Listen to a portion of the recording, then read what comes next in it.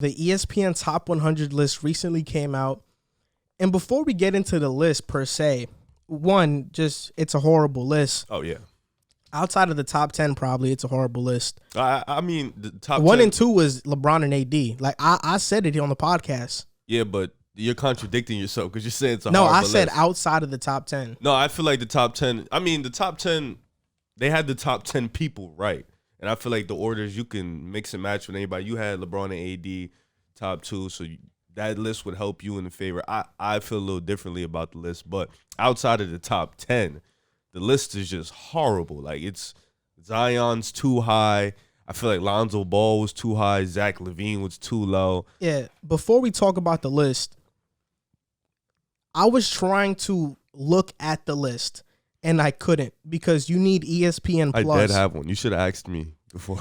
And this is the first thing I think that ESPN is doing wrong, is that they're making people pay to read some of their articles. Yeah. And I think if you want people to pay for your stuff, you actually have to have good stuff. Because it's obvious to everybody that you're just clickbaity and you just want people to have a reaction to it. Mm-hmm. Like, yes, people are talking about the list, but I saw the list from somebody that was tweeting it. And somebody tweeted it and said, for you guys that don't have ESPN Plus, here's a list. That's how I got the list.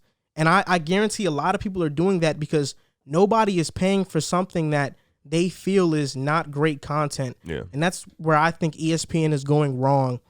You shouldn't really have to pay to read some articles, to be honest, especially a list.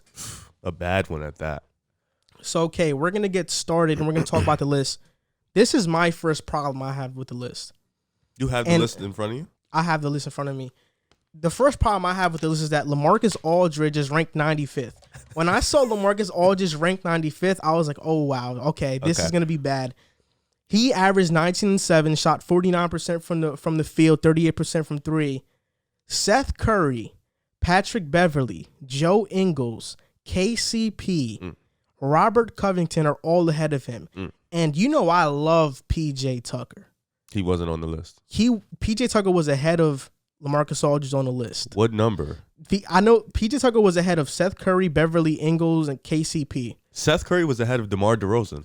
Seth Curry, yeah. And this is what I'm saying. PJ Tucker was 72nd on the list. Mm-hmm. As much as I love PJ Tucker, this list is supposed to be who's going to be top 100 in this upcoming season, right? PJ Tucker's 36. So you can't bank on him making a big stride. So how is he over not only LaMarcus, but he's over DeMar DeRozan? It's pretty idiotic. I would think you would be a little happy that PJ Tucker is at 76 because, you're a PJ Tucker fan. I don't think there's 95 players in the league better than LaMarcus Aldridge. That's just my opinion. I think you can probably sneak him in there in the 70s. I feel like he's very underrated just because he plays for San Antonio, and San Antonio plays a different brand of basketball. I don't think there's 70 players better than DeMar DeRozan. I think DeMar DeRozan, even though he doesn't put up the 27, 28 he puts in Toronto, he is still a top 40, top 50, maybe even top 30 player in the NBA. So for him to be lower than Seth Curry and people like Lonzo Ball, I didn't quite understand that. My biggest problem was Zion.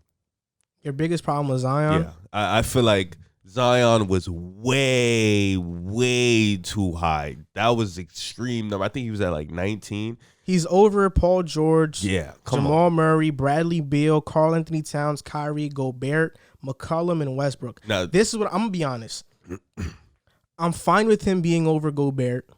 I'm fine with him being over CJ. Okay. I'm fine with him being over Westbrook to an extent.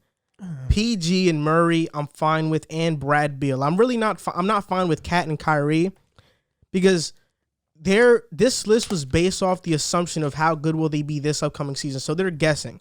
So they're guessing that Zion will be better than all these players, and based off how in the 24 games that he played, where he averaged 24, if he even improves off of that this upcoming season, right, Zion could be a top 20 player. So I'm not too mad at that. I think. If what I was, because I guess we have what I thought they were basing the list off of is after last year. No, they're basing the list So off of like who's going to be top 100 after the 2020-21 season. Okay, so if they're doing it off that, I guess that makes sense because they're going off the small sample size of the games he played. So it would make sense. He's projected to do that well. But even still, to say he would be higher than Bradley Beal, who's probably going to put up around the same numbers as he did last year, that's a little stretch. I mean, the list is weird because then if that's the case, you're saying Seth Curry is going to be better than DeMar DeRozan. And then you're going to say Lonzo Ball is going to be better than Zach LaVine. I don't see Lonzo Ball. I don't see any projection of Lonzo Ball being great next year, especially now that they have Eric Bledsoe. So I don't see how that makes sense. I think Zach LaVine's probably going to put up, and this is not me being a Bulls fan. I think he's just probably going to put up the same numbers he put up last year, around 24, 4. He's probably going to do the same thing. And I don't see Seth Curry putting up any better numbers than what he put up last year compared to DeMar DeRozan's 20, 22 that he's going to put up next year. So if that's what they're doing, the list doesn't make sense. For design ranking, I'm not too mad at. But this is where I'm kind of pissed off of the ranking. Like when you have Russell Westbrook, he was 36 on the list, a former MVP. Kyle Lowry's ahead of Westbrook. And in this stage of their career, I think Westbrook is better. I agree. I think Westbrook is better. And I think he's always been better, honestly. And then they have C.J. McCollum ranked over Russell Westbrook. He will never be better than Westbrook. C.J. McCollum is a second fiddle guy. You know, even like he's McCollum. I think Zach LaVine's better than C.J. McCollum. It's debatable. They're like right there with each other.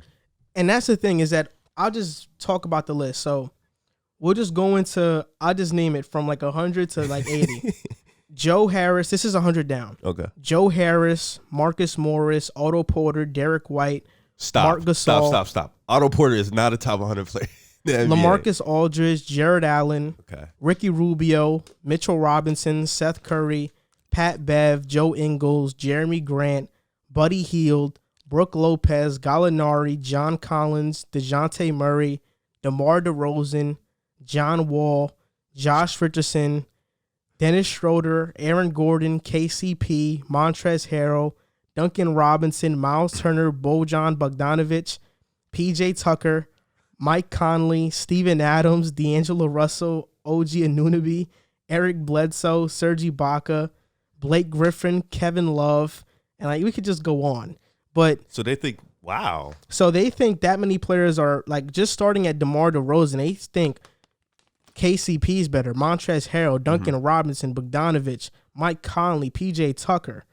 No, they definitely did this to get reactions. I think this is a really bad list. I really do. No, this is horrible. They had wow. They think that many people are going to be better than DeMar DeRozan? Yeah, and they have Tyler Hero pretty high too. I know they have Tyler Hero. They have Tyler Hero at 59th. Tyler Hero's 59th. Wow. Which I'm guessing they're thinking he's going to make like a jump to like 20 points per game. And they had PJ Tucker over Bogdanovic? Yeah.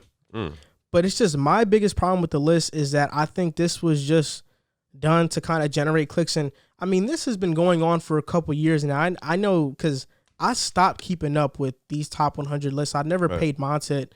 The only reason I looked at it today was because we had a segment about it. I looked at it today and yesterday. That's the only reason I looked at it. But I remember the year where Melo was ranked outside the top 10. When I think Kobe one year was ranked like in the 30s or something like that. But I want to ask a question because obviously outside the top 10 it's horrible. But the top 10, we can agree they have the right people in there. Would you fix any ranking in the top 10 if you had to? I actually don't even have the top 10 in front of me. You need to be on go for stuff like this. I just seen it too. Let me search it up on Twitter because they're probably gonna have it.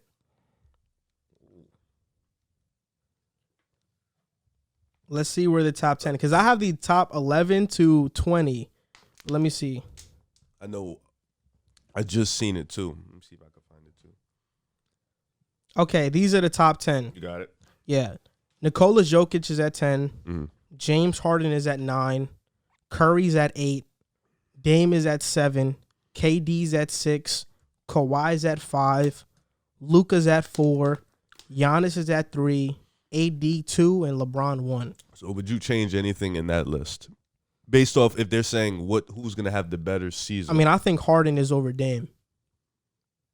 Yeah, I think Harden's too low. I think KD is because I do think Luka could be a top 5 player this year, and I think Kawhi's top 5 too. Giannis have another dominant season. I think Harden is extremely too low though. He's gonna dominate the regular season like he always does. Steph is over Harden. I'm not mad at that, but I'd put Steph over Dame and I'd put Harden over Dame, and I'd have Dame 9th best. Me too. That's it. But outside of it, I think the list is okay. I think that top 10 list is not bad. Yeah, that was the only thing I was confused about. I felt like Dame should have been at 9, and I guess KD, you could have flipped him with Harden because we haven't seen KD play. So KD and Steph, I would have put them behind Harden. I would have put Harden at 6. That's where I would have had him because I feel like Harden's going to dominate the regular season. That's just going to happen. Jason Tatum's at 11, so he's just like outside that top 10. Okay. So they're counting on him to make an elite jump into like superstardom. I mean, he had that stretch last year. Yeah. But I don't know because they're probably thinking that James Harden has that dilemma. He's probably not going to go as hard in the regular season until he gets traded. Yeah. There's a lot going on with him, so I could understand why. But I think every year this top 100 list, outside of like the top 10 probably, is a really bad list. And especially if you want people to pay for ESPN Plus subscription, like you just have to have great content. And right now, ESPN, it just feels like they're just trying to be really clickbaity. Yeah. I know I watched the video on YouTube by this guy named Company Man. Company Man is a great channel. He talks about like all companies, the rise and fall, like why they're successful. And ESPN is really struggling right now. Really? Yeah, like they're a really struggling company.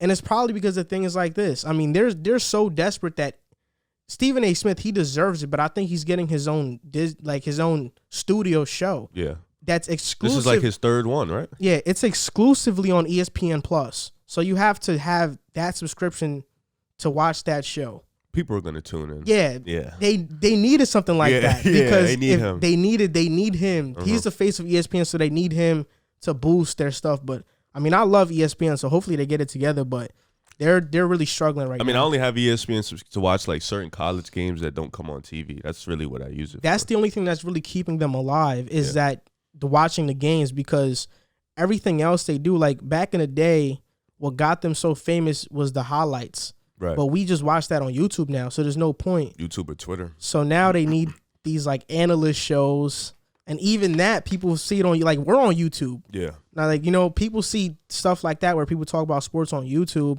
So really what they're for is just like showing the games, because that's where everybody goes. People have all these podcasts coming out, NBA players starting their own podcasts. So ESPN is becoming irrelevant if it's not about like a game we want to watch. If we're being honest, like the only show on ESPN that's still relevant is pretty much like First Take. I think I would say like First Take, Get Up, NFL Live. Yeah. Like those are the only shows. But those are for like, I don't think young people watch those shows. Like Get Up, I don't think young people watch Get Up. I think people only watch First Take because of Stephen A. People don't really tune too much into it. People used to watch the Kobe show he had on ESPN. Detail. Yeah, but then, you know, he died, so. I mean, Peyton Manning had he's trying. He had the detail too. I mean, ESPN is trying, but it's just really hard because the market is getting really oversaturated.